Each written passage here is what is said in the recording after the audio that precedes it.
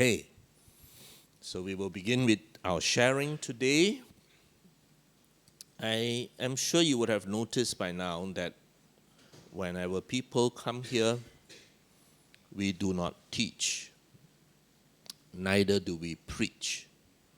We merely share, because none of us are qualified to teach the Dhamma. The Buddha's Dhamma is so profound that whoever comes and attempts to teach the Dhamma to you, we are merely interpreting that Dhamma with our understanding and our level of intelligence. And because we are not the Buddha, no matter how we try, that which we tell you is merely my interpretation or my understanding. It may not be exactly what the Buddha said.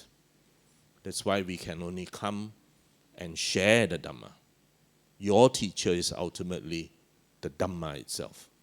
We are merely sharing the Dhamma with you so that you can look at it yourself, contemplate and reflect, and actually that teacher finally is the Dhamma. That's why when the Buddha passed away and his disciples asked him, so who is going to be our leader? Who is going to teach us now? And the Buddha said, the Dhamma and the Vinaya will be your teacher after I have passed away. So my talk today is with regards to, is the Buddha Dhamma a religion, or is the Buddha Dhamma secular? Now, this is the Chinese word for Buddhism. Many of you in this hall, of course, will be able to read it. What does the word say? For, and this. The word itself already tells you it is not a religion. This word means to teach. It tells you right from the very word that this is an education. We learn the Dhamma, we reflect, we contemplate, we develop insights into the Dhamma, and it teaches us how to lead a noble life, how to deal with the problems of life. To my shame, this word was taught to me by Venerable Hui Feng, and Venerable Hui Feng is not Chinese. He's a Caucasian man. So imagine a Caucasian man teaching a Chinaman this word. And in great humility, I had to learn from him. Venerable Hui Feng taught me this. He said, if you look at this, this is Buddha, this is teaching. You see this word, this is Lao. This is Ji. The old teach the young. The young pay respect to the old. And you take this half, it is Xiao, filial. So this is how the propagation is. Those people who know must teach the younger ones who do not know. And the younger ones in turn have respect for the older ones who know. And this together is the word filial. Now this side is even more interesting. What is this? One, knowledge. But knowledge cannot be acquired by just sitting there. You have a person here who is Sing, walking very hard with the two legs crossing.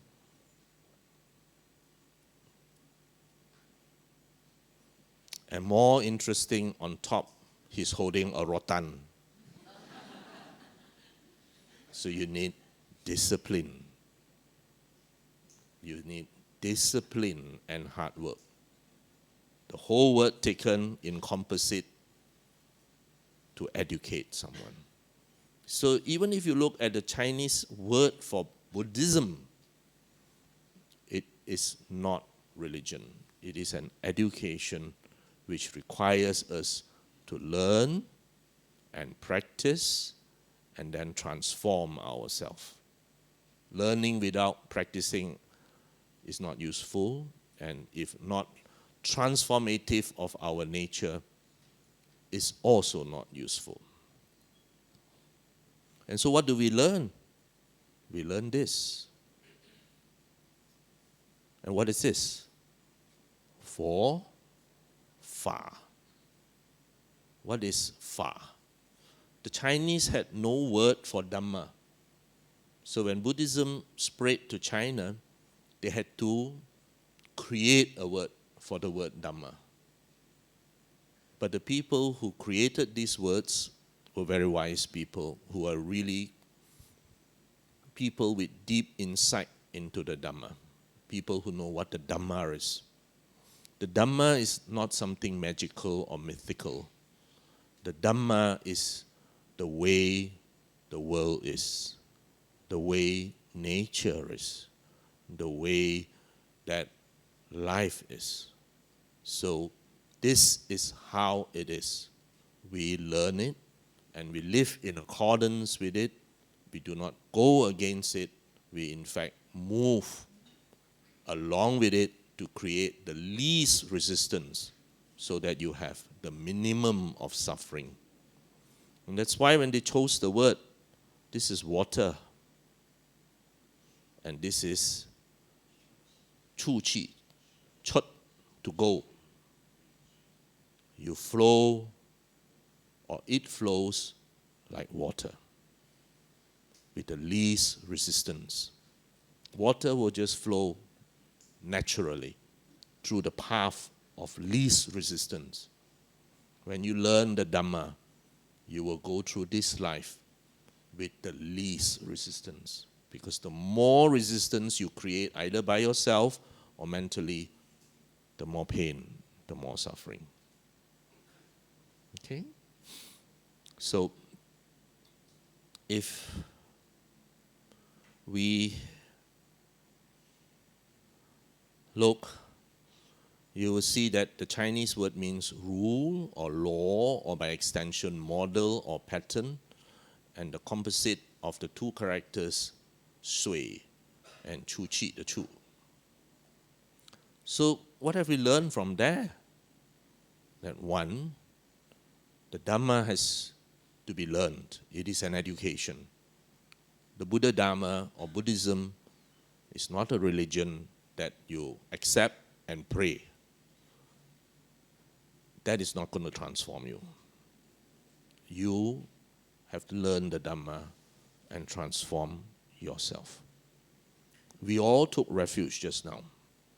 We said, Buddhang saranang gacchami, Dhammang saranang gacchami, Sanghang saranang gacchami.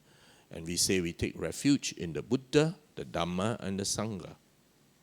But what is it that you're actually taking refuge in? You took refuge in the Buddha. But what made the Buddha the Buddha? What made the Buddha the awakened being?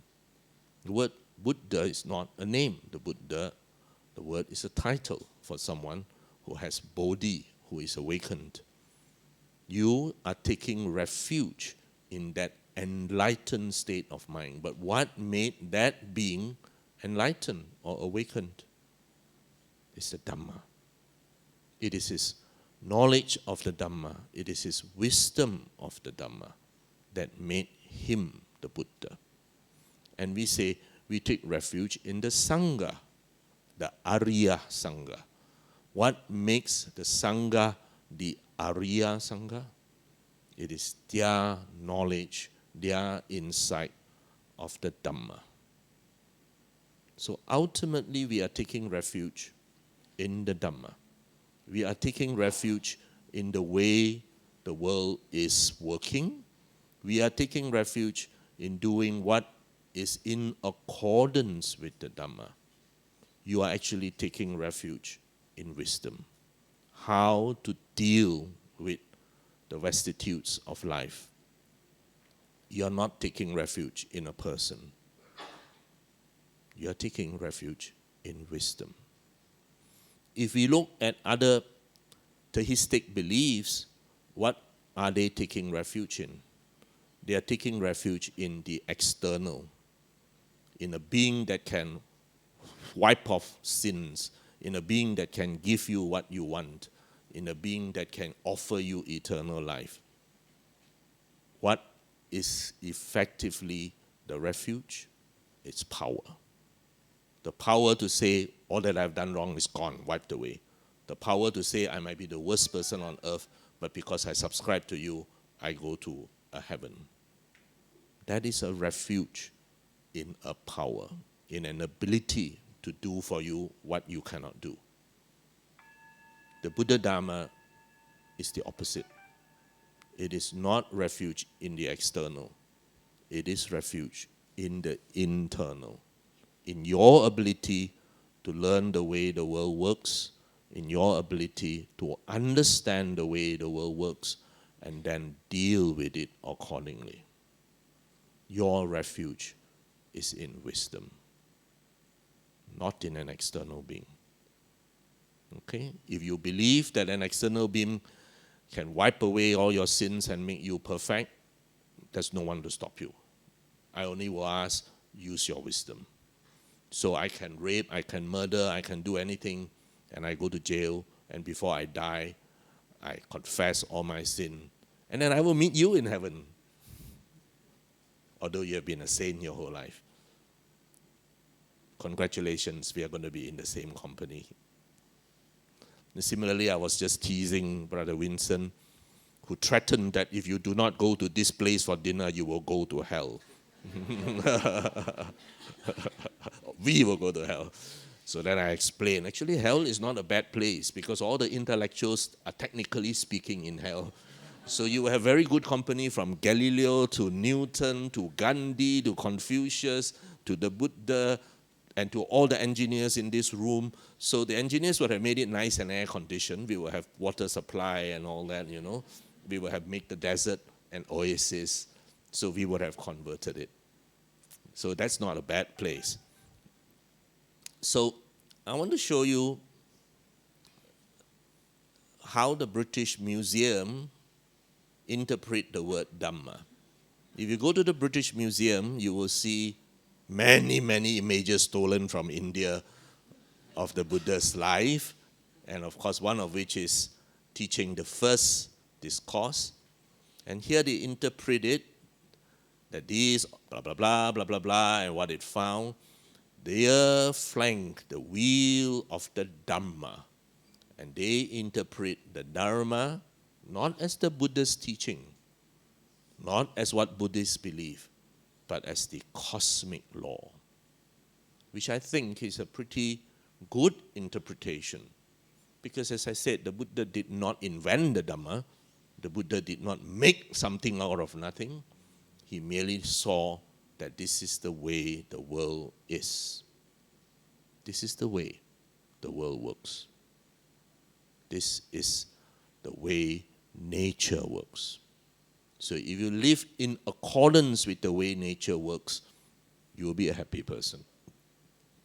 If you work against the way nature works, you're going to suffer. The Chinese adapted Buddhist teachings easily and well because it was very much in tune with Chinese culture. And the concept of Dhamma being nature and we living along with nature strikes an easy chord within the Chinese culture. And the Chinese already had a concept of Wu Wei or Wei Wu Wei even before that. Wu Wei does not mean you do nothing and just sit there and let me die. No, that's not what it means. It means you do things in accordance with nature with the least resistance. So it is actually three words, Wei, Wu, Wei. Doing what is effortless in line with nature. And that's why when the Buddha Dhamma reached China, the Chinese people took on to it quite readily because the teachings and its truths are very much in tune with what Chinese philosophy already have. So the Dhamma is empirical. It is not something that says, you believe in me, when you die, you go to heaven. That's not empirical because you can't prove it. The word empirical means that it should be able to be seen directly or experienced, and it should be able to be shown that this is correct. So the Dhamma is empirical. For example, a very important fundamental teaching is anicca, dukkha, anatta. Anicca, impermanence or instability, that because all things are conditioned, they are impermanent, changing, and because of that, it is unstable. So if you take refuge in anything which is anicca, that is changing, that is unstable, you're going to be disappointed because that is going to change. Okay? Example, you take refuge in your boyfriend or hubby because he is a conditioned being. He will change as conditions change. Okay? Vice versa in your girlfriend. That's why our mundane love is so conditional. I love you, but 1, 2, 3, 4, 5, 6, 7, this must be done. It is a very conditional thing. Okay? Mother's love for a child is less conditional. Still got some condition, of course, but less conditional. No matter how naughty, the mother still loves the child. Okay? So, because things are conditional, like this physical structure, it is going to be unstable. It's going to change. And because it is unstable and changing, it can never be satisfactory. It gives rise to dukkha.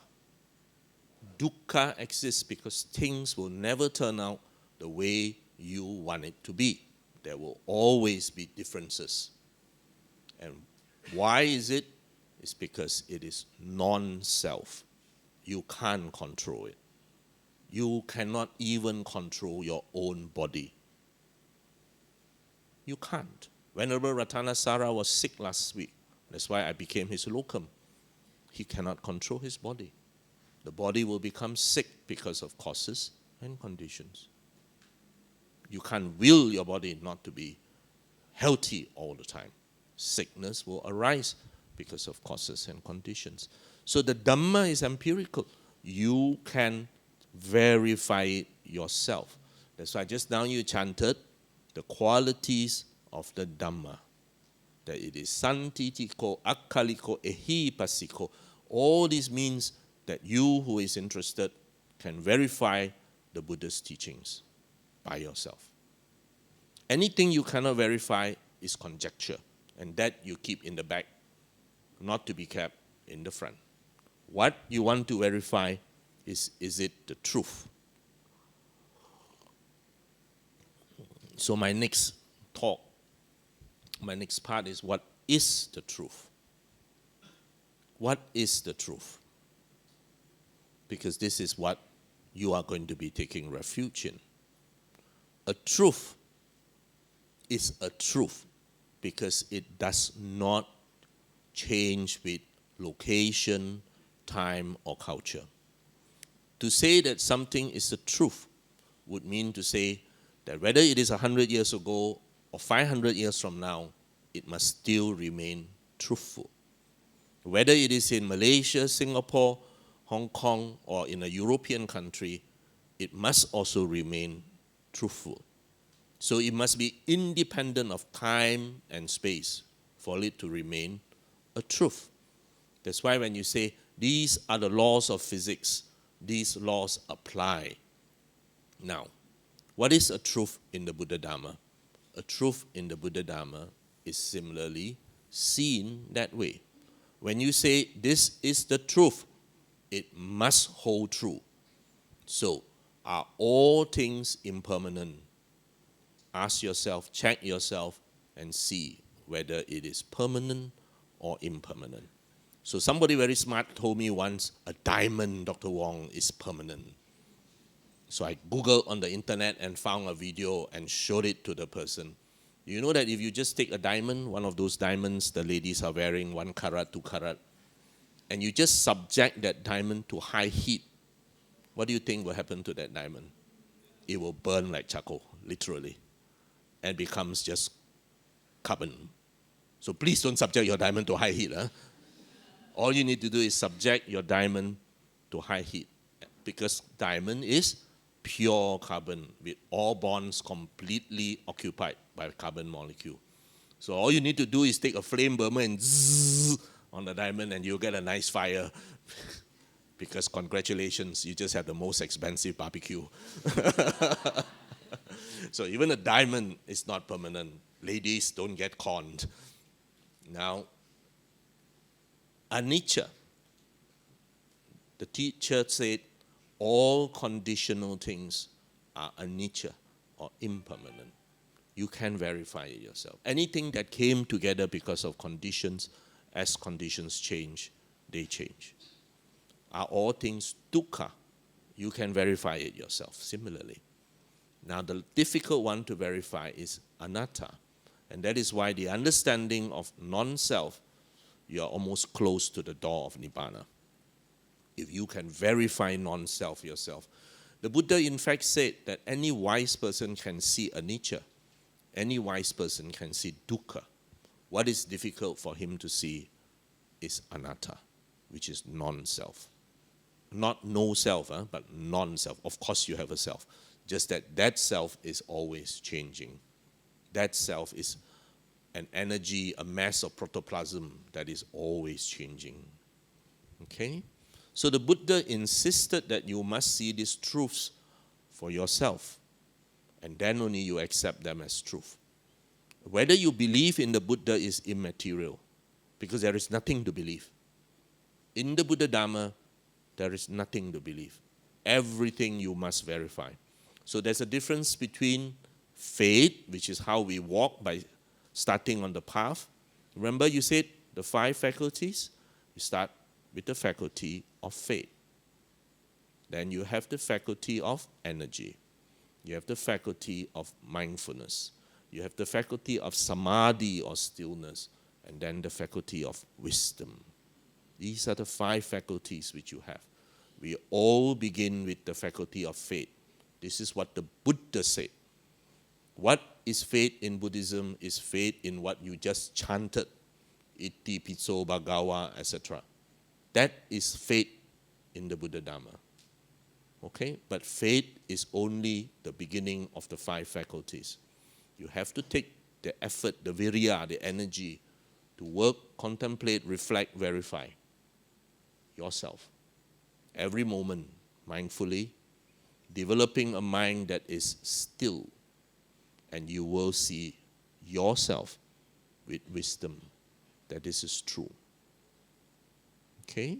So, whether you believe in the Buddha or not is immaterial, because you need to verify yourself.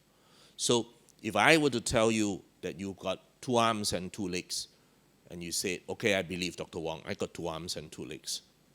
Okay? And then you check. Okay, I have 2 arms and 2 legs. After this, do you need to have faith anymore? You do not need faith, because you know you have got 2 arms and 2 legs. Now, that is unshakable, because you know I've got 2 arms and 2 legs.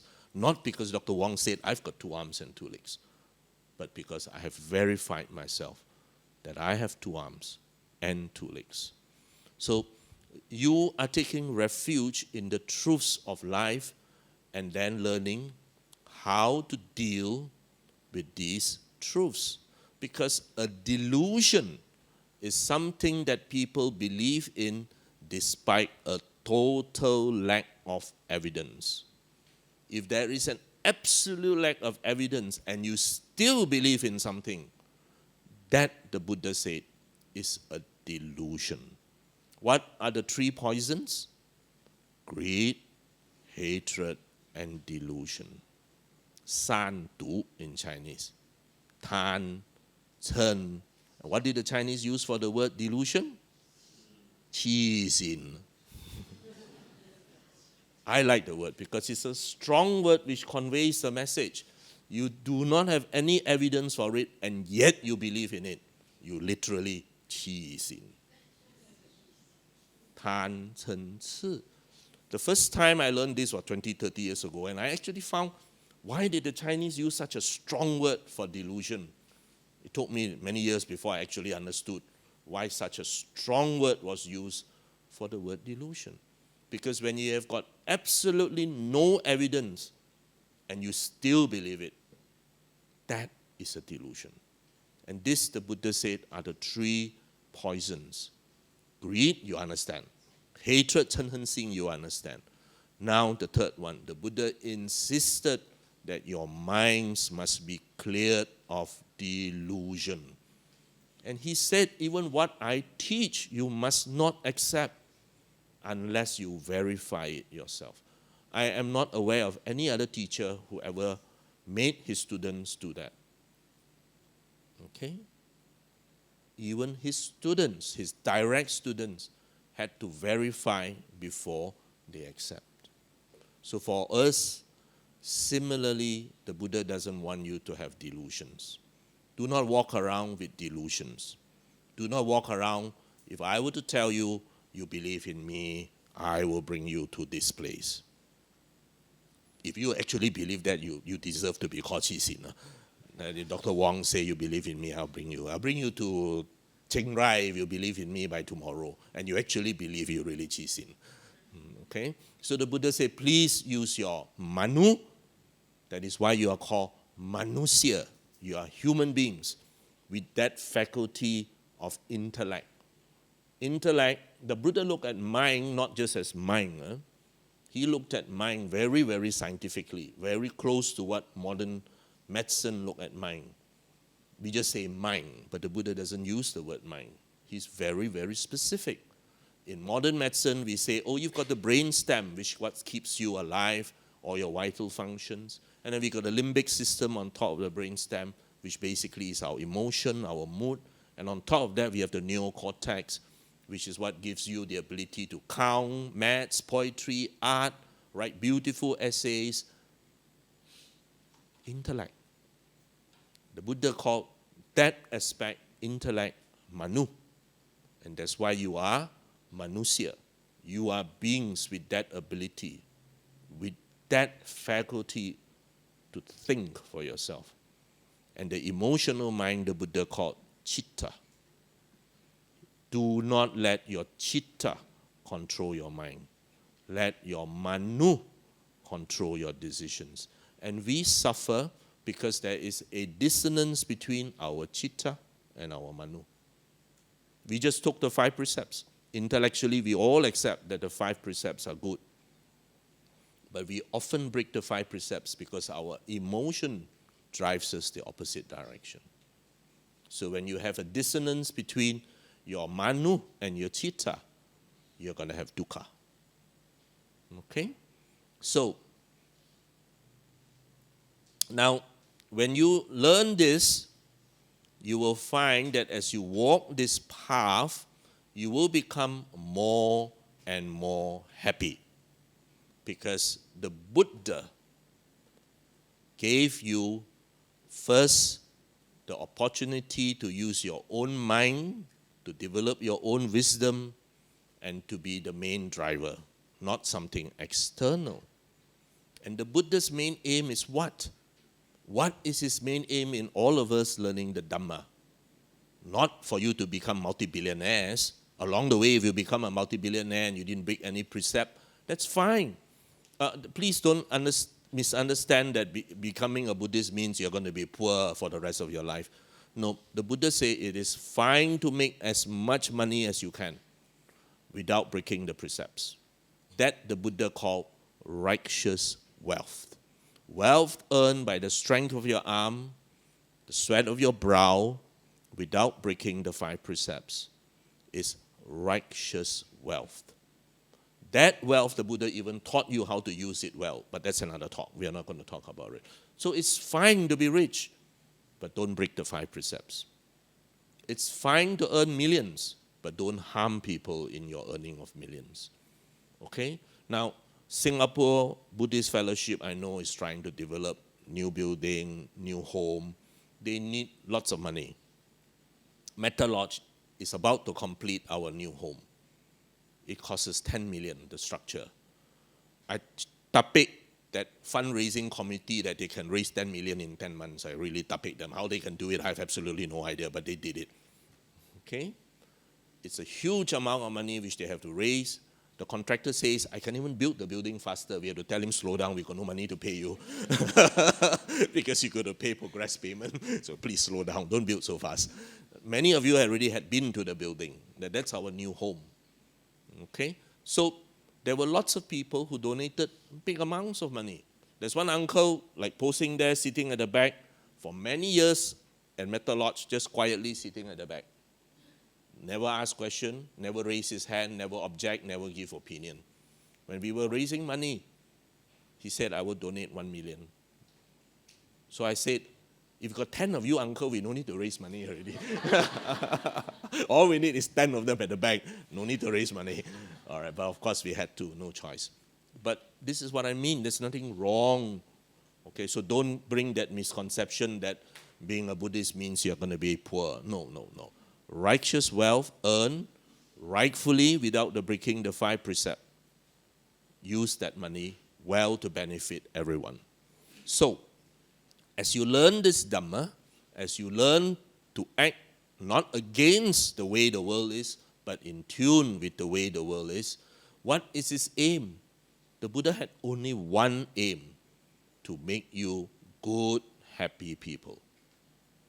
It's the progressive reduction of dukkha, the progressive you being more freed, being more happy. So if you are walking this path well, one of the first things you will notice is that you are more free, you are more happy. If you are less and less free, more and more tied by all kinds of rituals and rites, something is very wrong. Because the Buddha's aim is to free you, not to tie you. The Buddha's aim is to make you a good person who is happy, not a good person who is miserable. What's the point? Remember, the ultimate aim is Nibbana, which is the ultimate happiness. I want you to see this video from a short clip taken from the late Venerable Dhammananda, who incidentally next Friday is the 100th year commemoration. So next Friday I'm going to KL because at the Mahavihara they are having his 100th year commemoration. He died on August 31st. Okay? Please see this.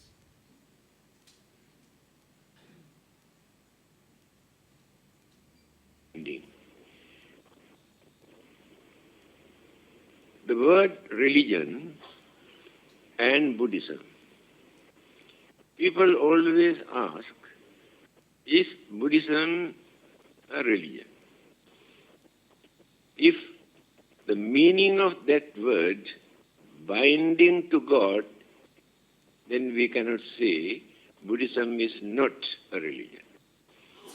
If they can interpret in this way, religion means a noble way of life for people to find out their final salvation, then we can accept Buddhism also as a religion. The word used by the Buddha is Dharma, not religion. Of course, Buddha did not speak English. He used the word Dharma. That word is very meaningful, better than the word English, I mean the religion. He said, Pāturahosi magadesu pubbe dhammo asuddho samalehi chintito. After gaining his enlightenment, he said like this, this dharma that I understood is not a new dharma or not a new religion. This dharma existed long ago, but people have misinterpreted, polluted, forgotten. Therefore, the dharma is not existing in a human's mind. Dharma exists, but not existing in the human's mind. That is why the Buddhas will appear from time to time to reveal, to remind humane qualities, human values, human intelligence, and how to practice a religion with human dignity, without becoming slaves either to God or to Buddha or religion. So he introduced a noble way of life as Dharma or as religion for us to practice without suffering in the name of our religion, without torturing physical body because of our religion, and without enslaving to sensual pleasure in this world, but by maintaining the dignity, by giving due credit to our intelligence. That is Buddhism. Now, the most important point is, why do we need, why only human beings maintain this religion?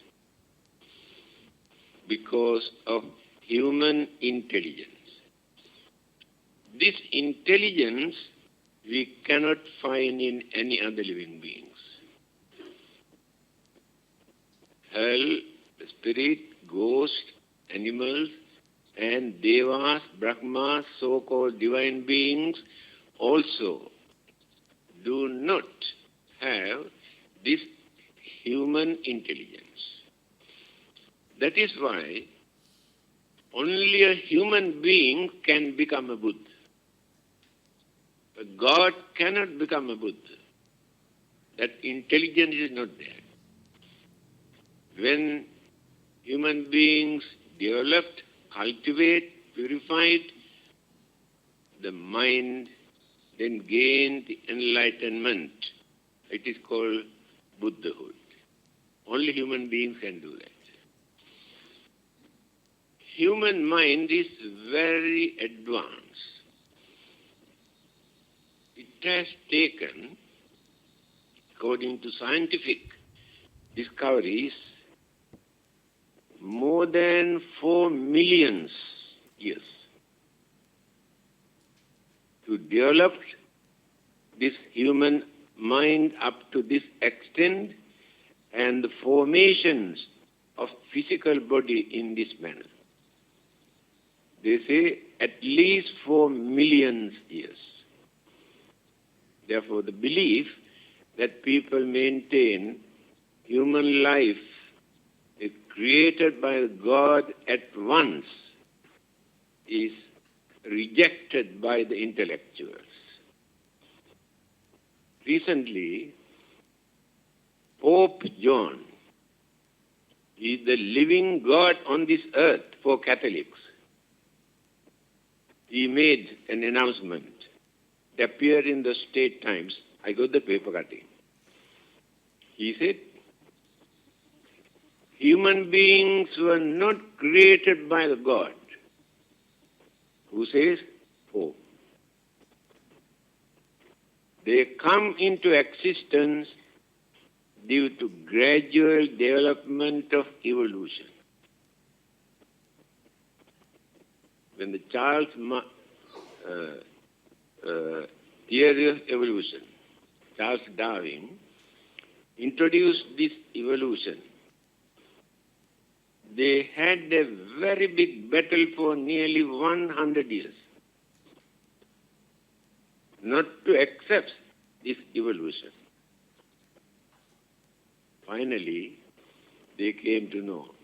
Intellectuals all over the world accepted that it is true. That is why Pope had to announce human beings were not created by the God. They come into existence due to evolution.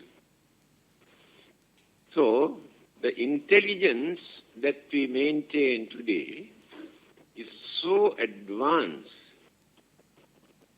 One man's mind is strong enough to destroy the whole world today. There is no another living beings who can do that. Scientific discoveries, by using their independent intelligence, without depending on God or without depending on religion, by using only their intellect, certain things that they have discovered, we cannot imagine by using our normal mind. The nuclear weapons that they have discovered and produced, they say, all those nuclear weapons produced by these people, if dumped together and blast at once,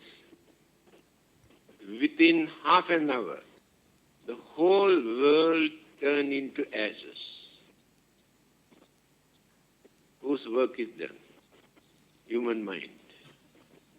Not only that, moon also will be affected.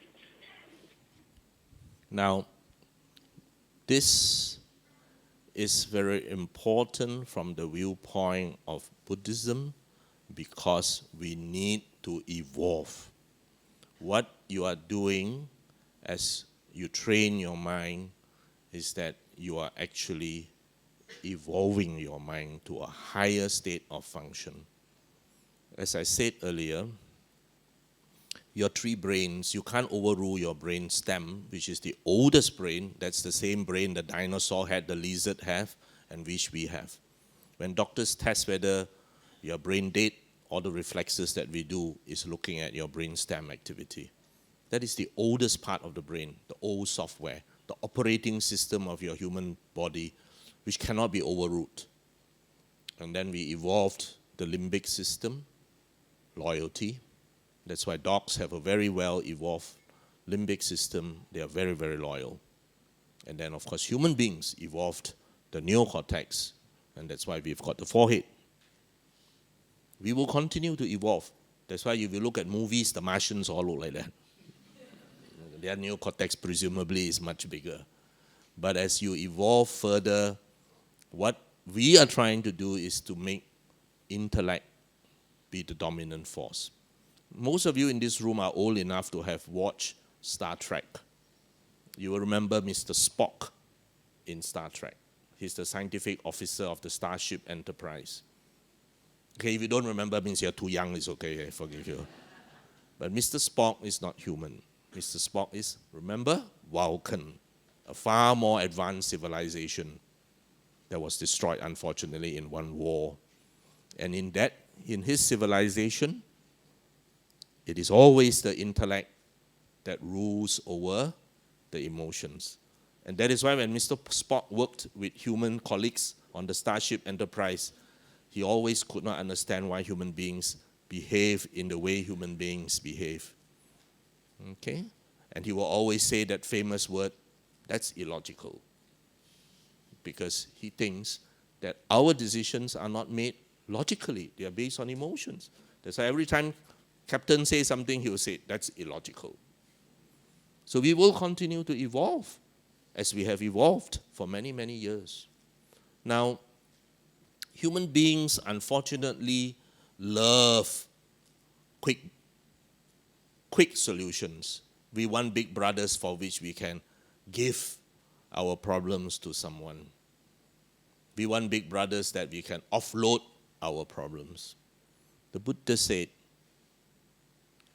long life, good health, beauty, and a rebirth in heaven.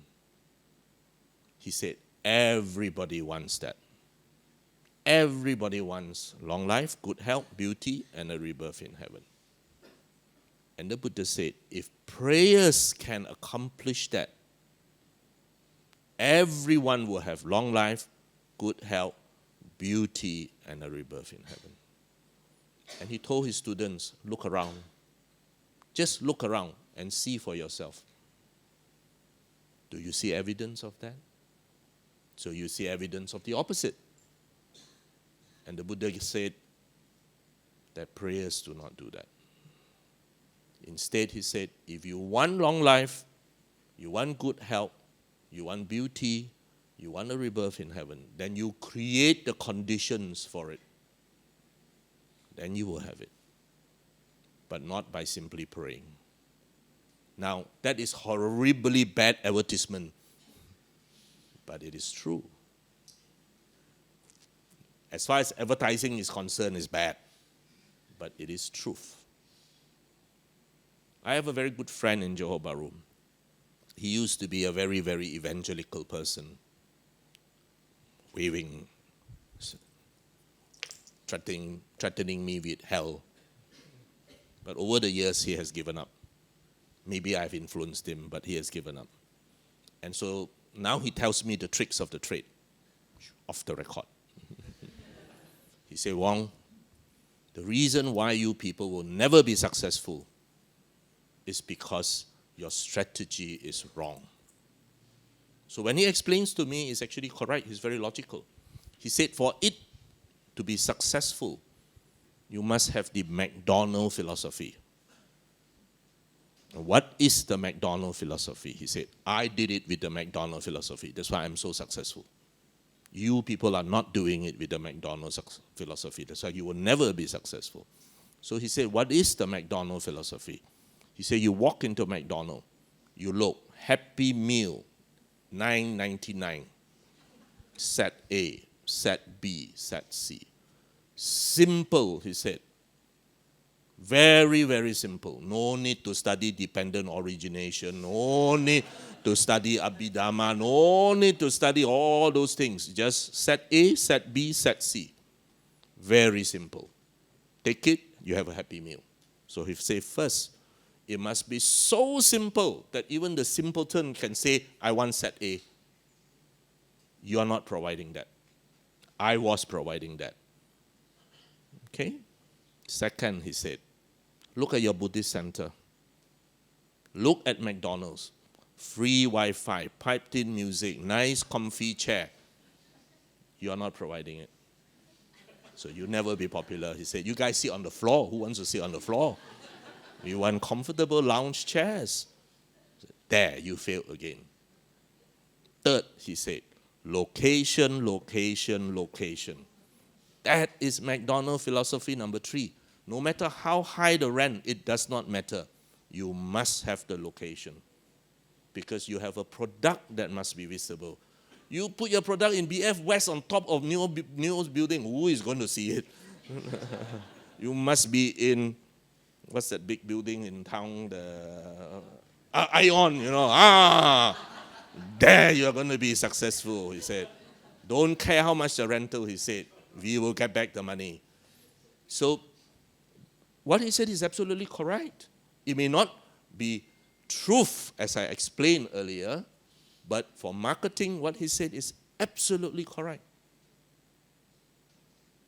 But you have to realize, as I shared with Brother Chao Lai this morning, when the Buddha started teaching the Dhamma, he realized that this is not going to be a mass movement.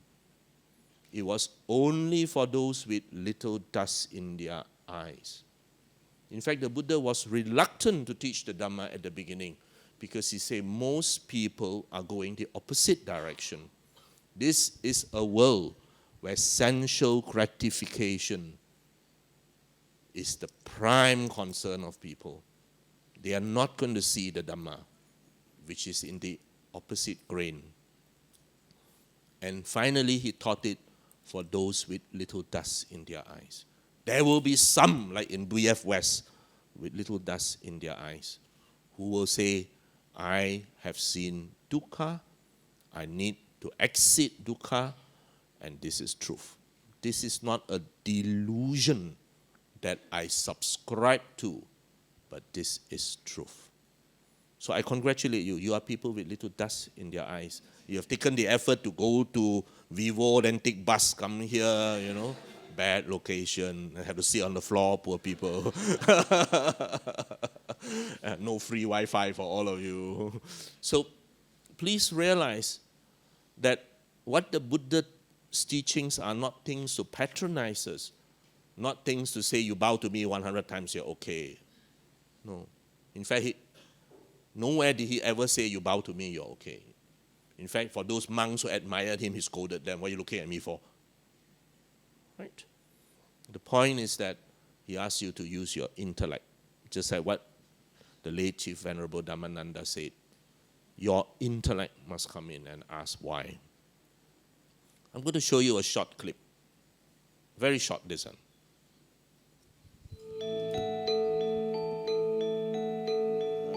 I'm Buddhist. In my daily practice, some prayer also there. But I do not believe prayer brings a peaceful society, peaceful world. 1,000 years we pray. Nothing happened. So now we should be realistic. I often used to telling people, if we have an opportunity seeing Jesus Christ and Buddha, ask them, please bring peace on this planet.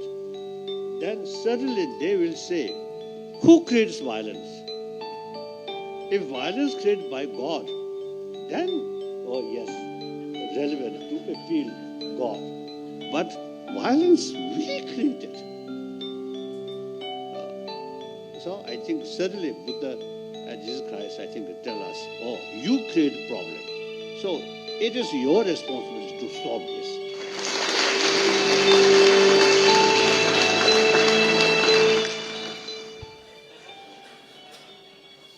It is what Ajahn Brahm said. Your call is very important to us, but all our lines are busy. Please hold. Now, what is a religion? The word religare is a Latin root, re and ligare, again, to bind, meaning to tie fast. In Latin, an obligation, a bond. And this is what happens. Okay? Another one.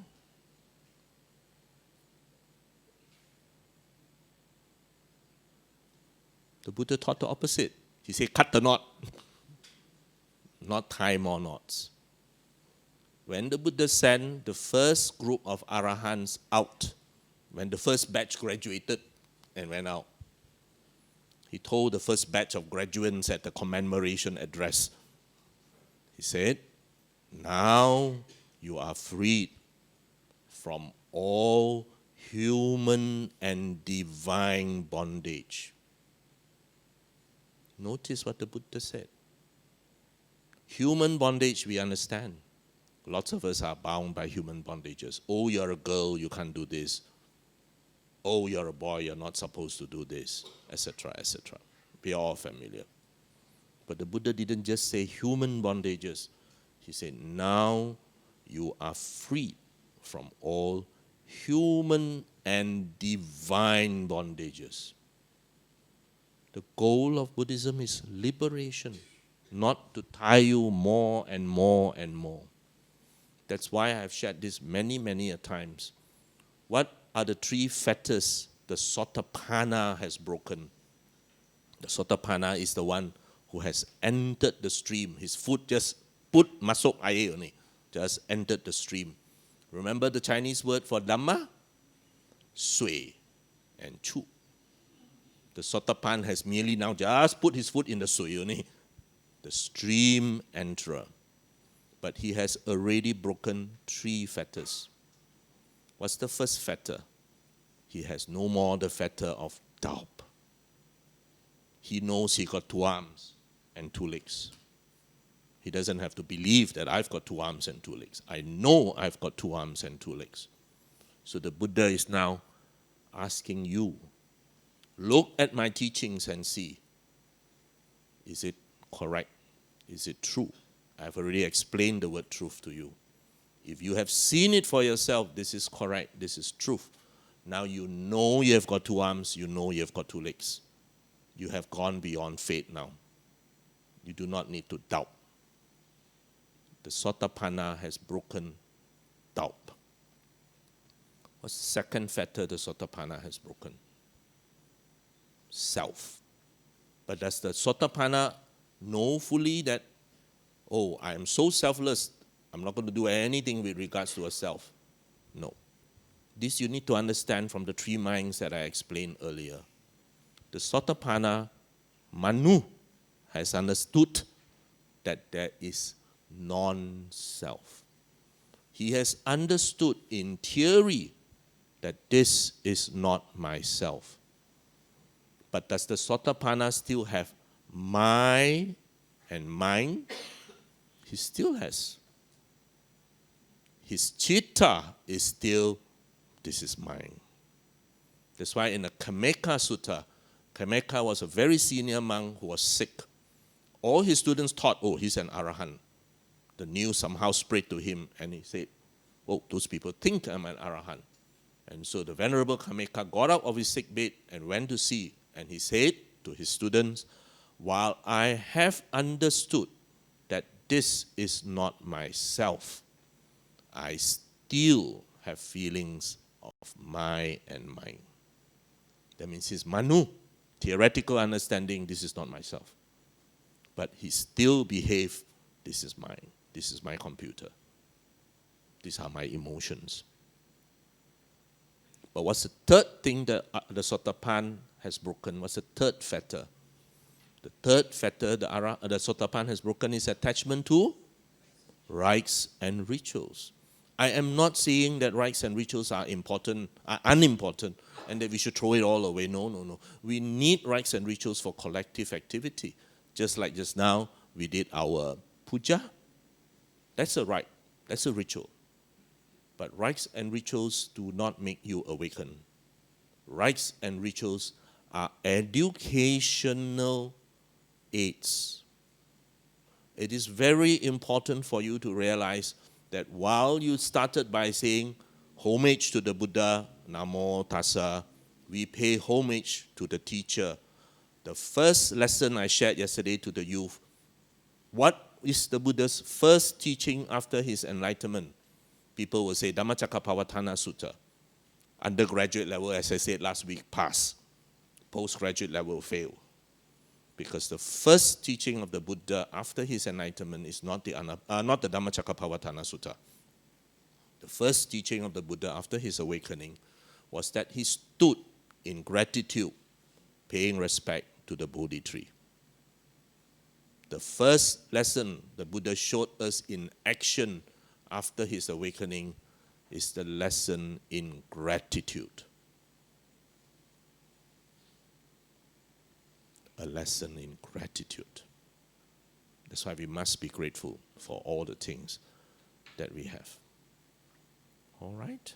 Now, we pay respect because he's the man who gave us all these things, who showed us the way. Then you offer flowers, you offer fruits, you offer water, you offer incense. I'm very, very happy that all these years Buddhist Fellowship had actually explained why you do this. Because if you do not know the meaning, you have converted it into a useless ritual. Any ritual which has no meaning is useless. Your children will question you. Why are you doing this? Why are you offering this? I assure you the Buddha is not going to drink the water or eat the fruit. But that is to teach us what was illustrated on the computer screen. Please remember, it's 佛教. We are in a 佛学会. We are here to learn the Dhamma. That teaches us the Dhamma. Fragrance of incense, virtue. Fruits, cause and effect. Water, a pure mind that can flow and fit into anything. Wu Wei. What more do you offer? Light. The light of the Dhamma to light your way. So please remember, do not create rituals. These are useful educational aids. Once you make it into a meaningless ritual, it doesn't serve a purpose anymore. But we need rituals for collective activity. If not, everyone will be doing something different. But rituals do not make you enlightened. So the Sotapanna will have seen that rites and rituals are merely rites and rituals. He is broken, freed from that bondage of rite and rituals. But if a Sotapanna is in this room, will he still take part? Yes, he will take part. because he knows it is good for your education. But he is not bound to a ritual. Now, who am I to say this? So I need a higher authority to support me. Because after that, one of you will go home and say, hey, who is he to say this? Who is sick, man? Now, human beings love rituals because rituals are easy to do. If I ask you, education with cultivation leading to transformation, you say, I give up. Just let me chant, it's easier. I just chant this 100 times, I'm saved. Isn't that easier? So people love to create rituals. And one of the most common rituals among our fellow brethren, Mahayana Buddhists, is Om Mani Padme Hum. You go to many centers, they chant 1,000,000 times. But how many of you realize that that is such a beautiful educational thing that is lost and become a ritual? Now, who am I to say it? So I'm going to show you a better person to explain it. So please listen as they explain, what is this? It's actually this a very long clip. I have actually cut it off. The clip begins by a young girl asking His Holiness, I chant the Om Mani Padme Hum from small, as taught by my parents. Chanted don't know how many times. Your Holiness, will it help me? His one straight answer, no. And then he explains. The explanation is the one I'm showing you. Okay? Because I know now these young people like Rana got very short attention span. You show them half-hour video, you must show them the jits of it, So I'm showing you the jits. Please listen to the words. Unfortunately, His Holiness has a very strong accent, but try and listen to the words. I don't know whether relevant explained here or not, I don't know. But you see the six syllables. Om Mani Padme Hum. So Om, that sort of mantra is common, Buddhism and also many different Hinduism, Om. But here Buddhists explain, Om here three letters are Om. That represent our body, mind, speech. So there are actually two levels, body, speech, mind, impure level, that creates, that's the basis of suffering. So therefore, the experiencer, pains and pleasure, the body, mind, mainly body and mind, transform into pure, pleasant, ever pleasant body and mind. You see, the body, mind, and then automatically speech also. So that represent Om. Om represent the impure level, impure part, and pure part. Now, so just let me explain. He's trying to say the word has three letters, A-U-M, A-U-Ma in Tibetan, which represents body, speech, and mind. And body, speech, and mind of the normal human is impure, and we create lots and lots of suffering. What you want is to transform this body, speech, and mind from an impure state to a pure state so that it does not create pain and suffering. And he said you got to do it with attention every moment. Okay, so now he's going to explain to you how. How to transform impure part into pure, right? Three impure, transform into pure three. Then money and padme. Money means jewel. Here jewel meaning altruism, infinite altruism. Then padma. Padma means wisdom. So altruism and wisdom combined. That represents Hum. Hum carry meaning of combination. Altruism and wisdom combined. Through that way, that's the proper way, method to purify three impure in order to become pure three, body, speech, mind. Clear? Like that. So if even His Holiness have difficulty explaining, what chance do we have? But I am sure you understand what he's trying to say. You have three AUM, AUM, body, speech, mind, which is impure, and you want to convert it to be pure body, speech, and mind, so that you do not create dukkha, pain and suffering. And you have to do it constantly.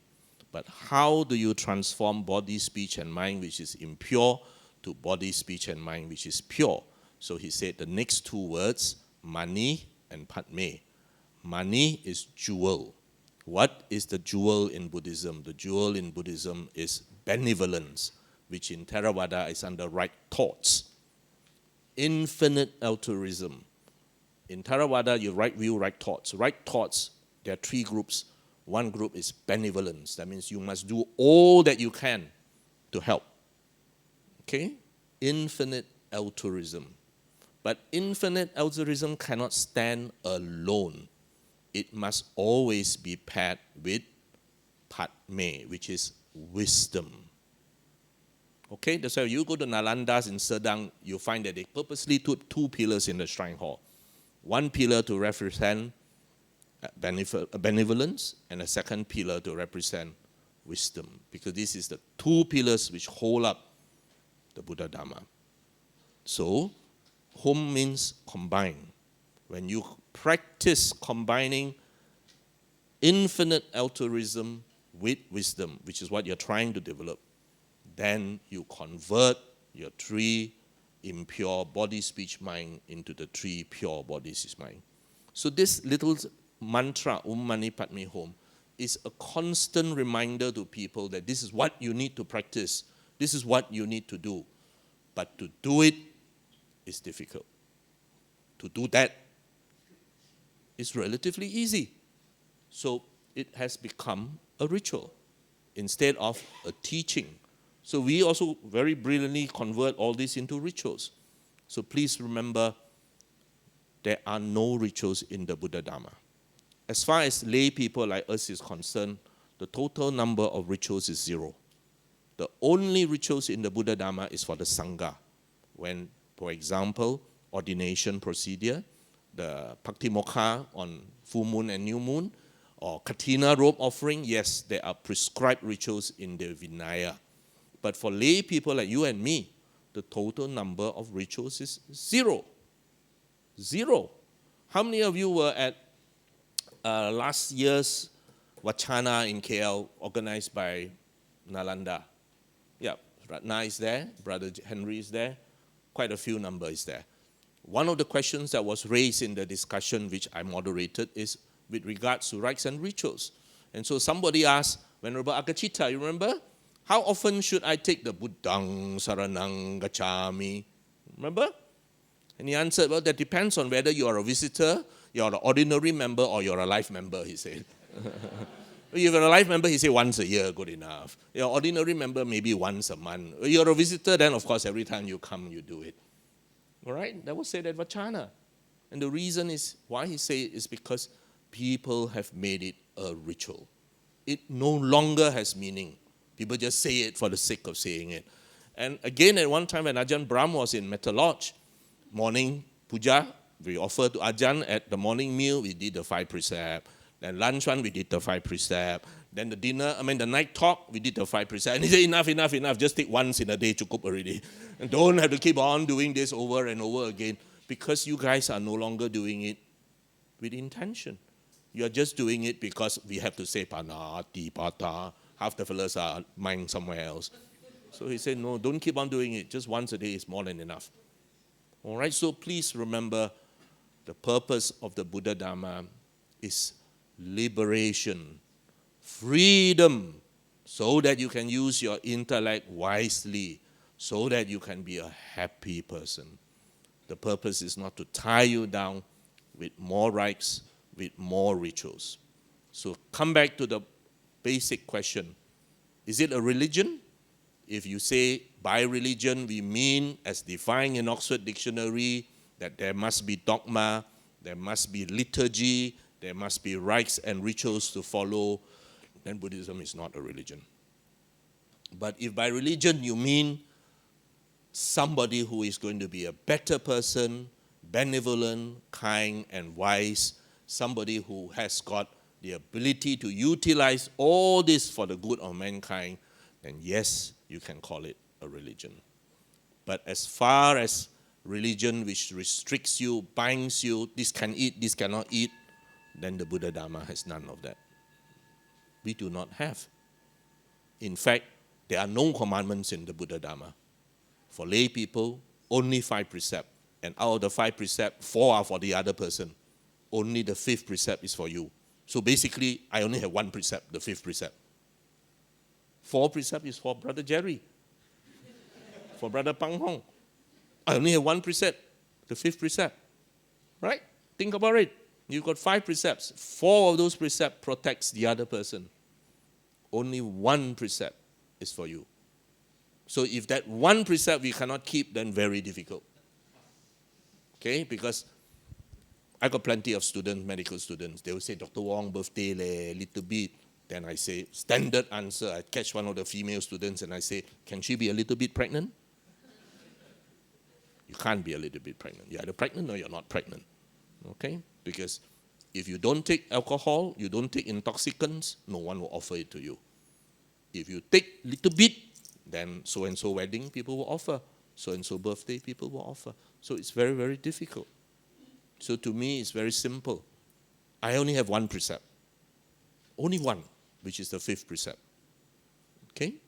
And I try my best to keep the 5th precept, which isn't too difficult. There are so many alternative nice drinks, you know.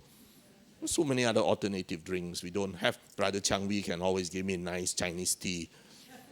Then someone sent me a text, you know, all the Chinese tea got fungicide, pesticide, I don't know what side, all from China one. And just a few weeks ago, I received all the flower tea, all the flower is supposed to have all the fungicide, pesticide, and what side, you know. Well, we don't know how true, but this goes around the internet, as you all know. So I say, never mind, I'm sure Chang Wee give me very high quality tea one. I'm not sure about the kopitiam one, but Chang Wee one is very high quality tea. So please remember, what is God in Buddhism? God in Buddhism is very well defined by 2 people. One, the late Venerable Buddhadharma. He said that the God of Buddhism is the Dhamma. Okay? Because it is the truth that you take refuge in, as I spend much time elaborating. It is the truth which tells you what to do, how to do. It is the truth which gives you happiness. So, Venerable Buddhadharma said, God in Buddhism is the Dhamma. That is what we pay respect, that is what we hold, that is what we learn, that is what we put into our lives. But Brother Henry Yeo has an even better definition. He defines G-O-D as gift of Dhamma. That's an even better one. Gift of Dhamma. Now, for those of you at postgrad level, there is always one sentence which will perplex you, and that is when the Buddha said, when you reach the other shore, you have to give up everything. Not just all the bad things. He said you even have to give up the Dhamma. And that sentence often confuses people. I'm sure Brother Chang Wee will have shared that at the foundation course. What did the Buddha mean when he said, when you reach the other shore, you only not give up all the bad things. All that have to give up, of course. But he said, even the Dhamma you give up. And he gave the analogy of the boat. The boat helped you cross. Now you reach the shore, do you still carry the boat? First, let us realize this. The Buddha does not need us to pray to him, to worship him, or to seek his forgiveness. That does not work. The power to change is wisdom. That is our refuge, not an external power. He wants you to live a noble life in harmony with the truth, which is conveniently called the Dhamma. And he wants you to confirm this truth by yourself.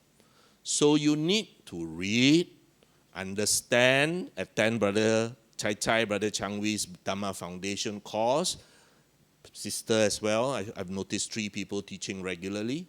And practice the Dhamma till the point where you essentially become a living embodiment of the Dhamma. At which point, even the attachment to any religion, rites or rituals, and even the need to attach to my book,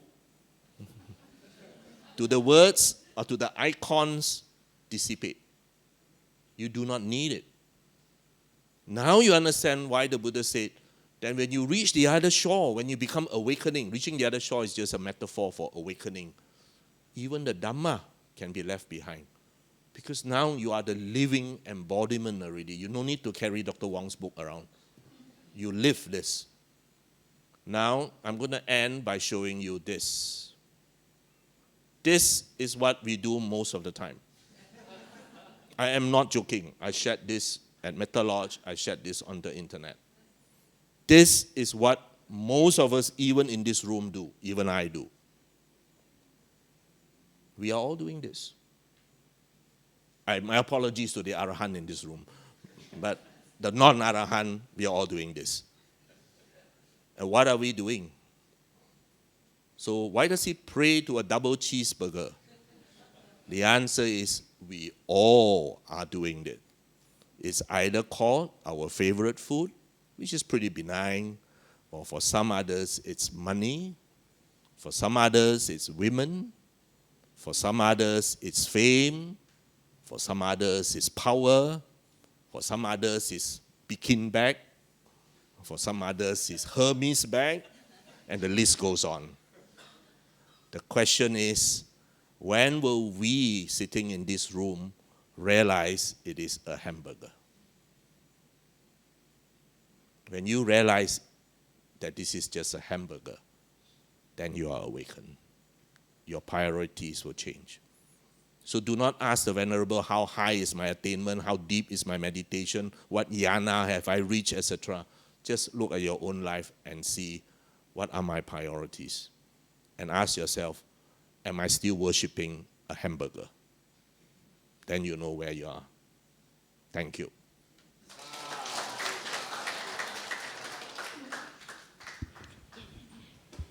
Thank you, Dr. Wong, for that fantastic talk as usual.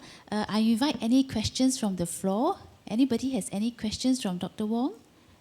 For Dr. Wong? Oh, okay. Dr. Yeo, okay.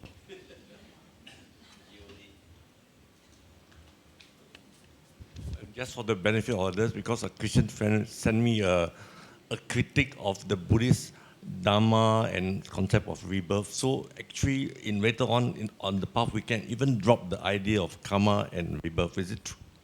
Okay. As I always say, there's undergrad and postgrad level. So I assume all of you are postgrad level because I've been affiliated with Buddhist Fellowship from the year 2000. It's already 18 years already. It's a long time. You needed 4 years to graduate a uni course. So you're all postgrads. The word karma and the word rebirth and the concepts associated with karma and rebirth were already there before the Buddha became awakened. So these concepts were utilized by the Buddha in teaching. But the Buddha definitely modified these concepts drastically. For example, the word karma, which in traditional Indian philosophy would mean destiny or fate. We too can quite relate to what is destiny or fate. We too can understand, being raised in a Eastern culture. But the Buddha drastically modified it. He said that not everything is determined by some deity. That means when you're born, there's no deity that said, oh, you're going to be this caste, you're going to be this, you're going to marry that man or that woman. That, he said, is not correct. Then the Buddha also said, not everything is due to chance. If you think everything is due to chance, nothing is going to happen, that's also not correct. Because not everything is due to chance. Most things are due to cause and effect. most things are due to a chain of events, one leading to another, under the right conditions. So it is not right to also say, well, in that case, I can do anything I like and there's no consequence. Well, that's also a misunderstanding, because whatever you do will have a consequence. Okay? So it is not totally fate or determinism by either a being or the fact that you are born into some cultural sect or whatever. That is not true, he said. It is also not true that everything is spontaneous and due to chance. Things happen because of a sequence of events. And it is also not true that you can do anything and have no consequence. That is quite easily understood. Karma, the Buddha said, is volition. It is the result of what you made a decision to do, either rationally or irrationally, either driven by logic or driven by emotion. But you had made that decision to do something. So if I take this cup and I hold it, and I intentionally drop this cup, and it smashes on the floor, well, depending on whether the floor is hard and depending on the material this cup is made with, there is a chance this cup might either break or become dented. So there is a cause, there's condition, and there's effect. That is effectively what the Buddha said. Cause, condition, effect. All the things that you do have consequence. That is what he tried to teach Rahula when Rahula was 7 years old. Whatever you do, ask yourself, is it good for me? Is it good for me and other people? Is it bad for me? Is it bad for me and other people? Etc. Because whatever you do has a consequence. So my wife has far better EQ than me.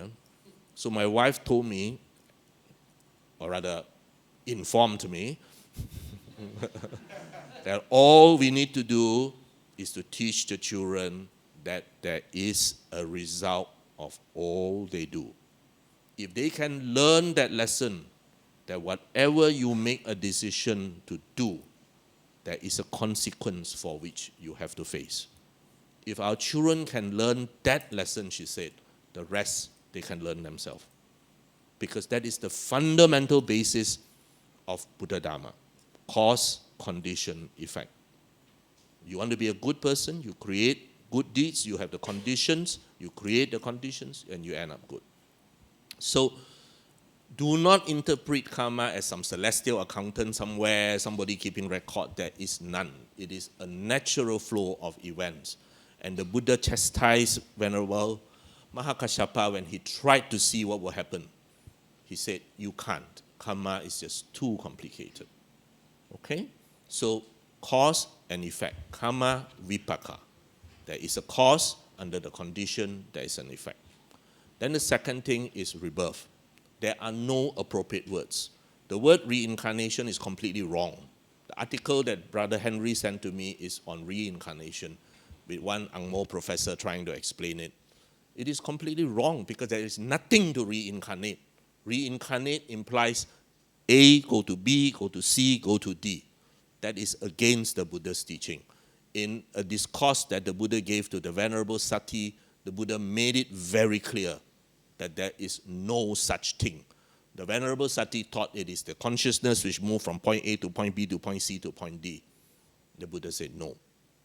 The next thing that you have to realize is that the word transmigration is even worse. So for lack of a better word, we are stuck with the word rebirth.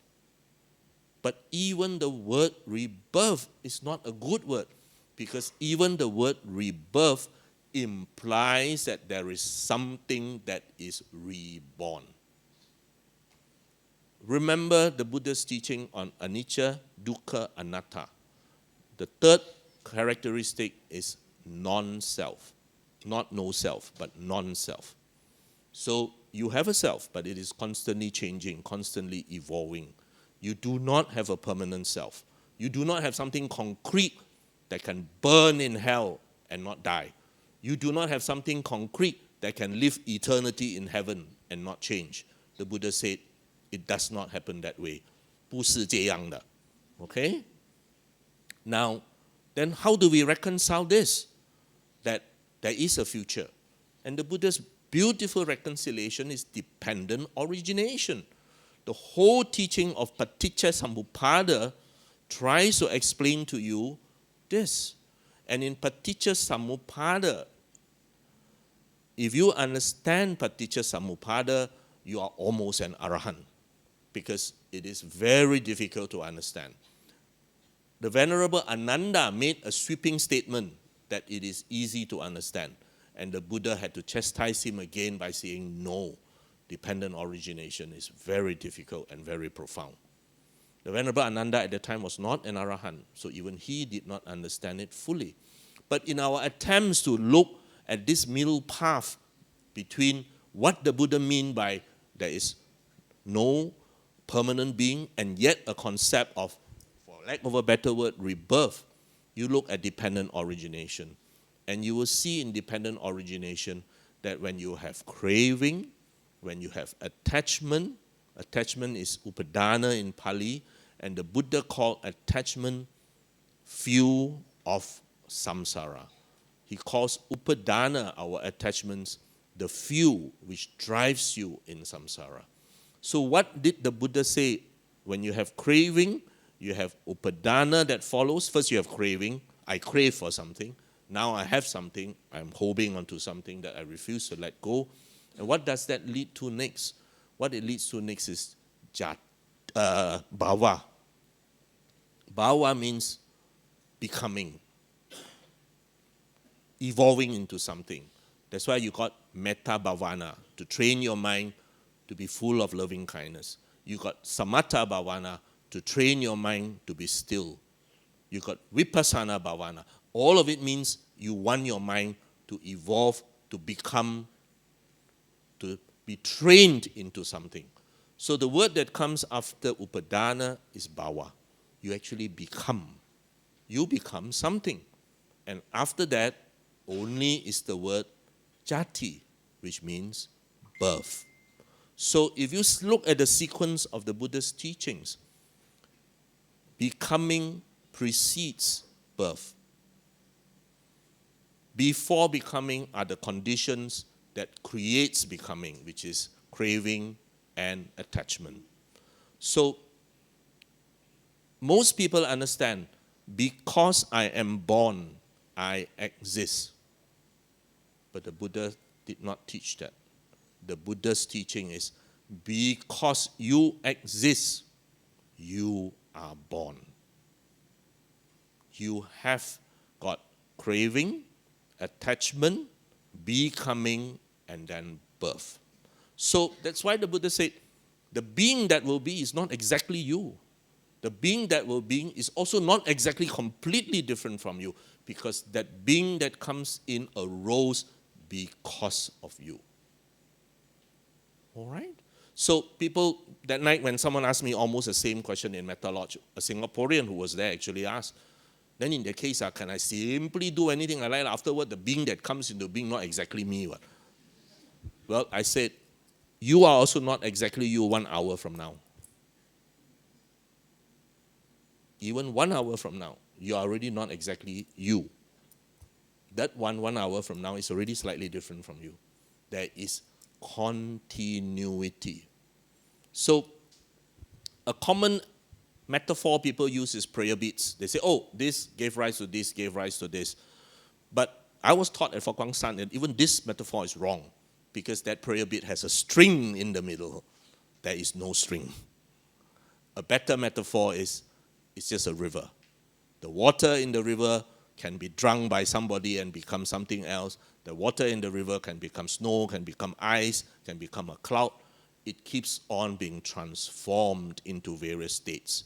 You and I, when you die, for lack of a better word in modern English, will be recycled. Every atom in your body will be recycled. All the energies in your body will be recycled. What will you be recycled into? I don't know. The Buddha said even Mahakashyapa should not conjecture on it. Okay, so as I shared last week, and I will say again this week, if you ask me what will happen to me when I die, my most brilliant answer is they will give my hospital bed to another patient. No conjecture, absolute proof, empirical, you can prove it yourself. Okay, so what Venerable Punnaji, or rather the late Venerable Punnaji teaches, is while these concepts of karma is important in basic understanding, even karma can be made into another greed, another tan. Because people sometimes, or maybe not sometimes, a lot of times, do good deeds out of spiritual greed. They have transformed material greed to spiritual greed now. That means I do this because I'm going to go to heaven. The concept of I becomes even stronger. I do this because of something. That I becomes even stronger. Second thing is, karma, he said, you just do. Do not worry about the consequence that I do this, I will get this, I do this, I will get that. That's greed, he said. When you understand anatta, you understand there is no need for that greed. The second thing he said with regards to rebirth. Again, the same concept. People think of, oh, I'm going to be reborn in heaven. I'm going to be a deva. I'm going to be this. I'm going to be that. Notice, again, the big word, I. You say you don't have to worry about that. At the postgrad level, you drop it. You just do without the attachment to the I. Maybe I'll just show you this.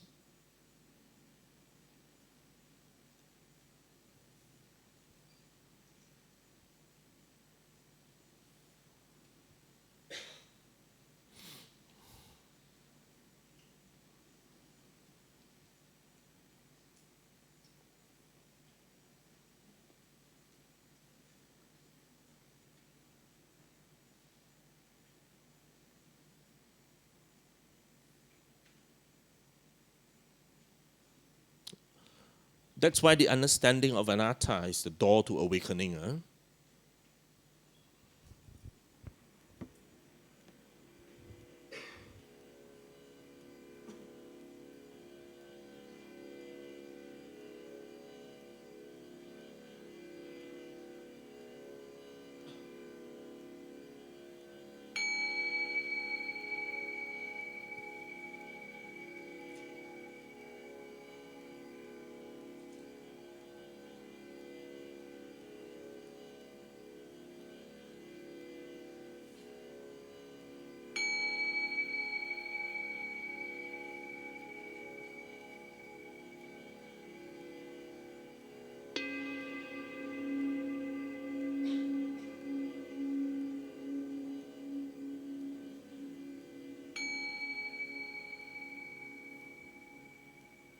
Okay.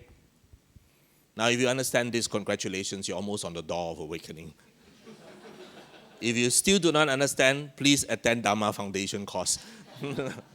All right, thank you. Thank you, Dr. Wong.